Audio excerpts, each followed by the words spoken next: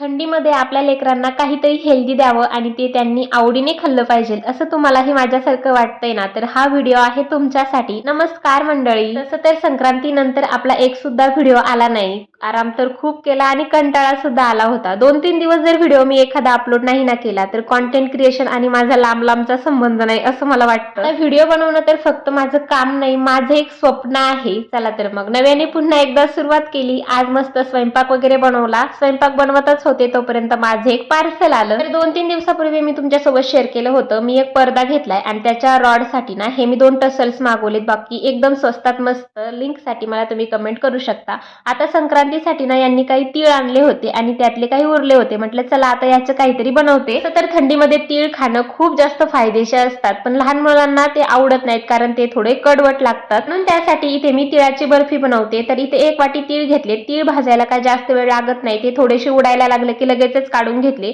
त्याच वाटीने 1 वाटी इथे मी शेंगदाणे घेतले. ते सुद्धा छान असे भाजून घेतले आणि त्याचे वरचे साल काढून घेतले. मग तीळ आणि शेंगदाणे या दोन्हींचाही बारीक कूट करून घेतला आणि त्यामध्ये थोडीशी वेलची पावडर ऍड केली. छान असं मिक्स करून घेतलं. आता 1 वाटी शेंगदाणे आणि 1 वाटी तिळासाठी इथे मी 2 वाटी चिरलेला गूळ घेतलेला आहे. त्यामध्ये 1 चमचा साजूक तूप घातलं. आता हे छान असं मेल्ट करून घेतलं. हे गुळाचा काय आपल्याला पाक बनवायचा नाही. हे मस्त असं मिक्स झालं की जे आपण मिश्रण बनवलं होतं तर ते त्यामध्ये ऍड करून घेतलं.